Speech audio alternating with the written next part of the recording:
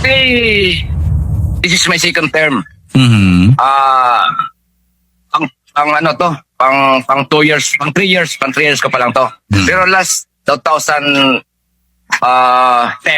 Aha. up to last na kun ang una na kun nga term is about 6 years to.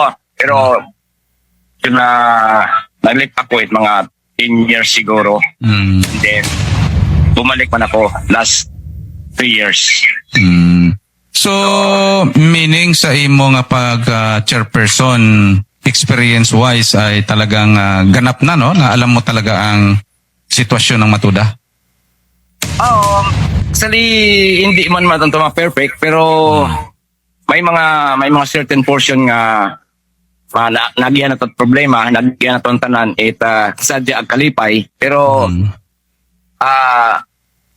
in terms of experience, medyo may ato naman nga nakakita sa grupo. Ang kung kono, ang teacher kono, ang experience kono, the best teacher Oo. Ay sanda man nagatuon sa akon kong amat eh.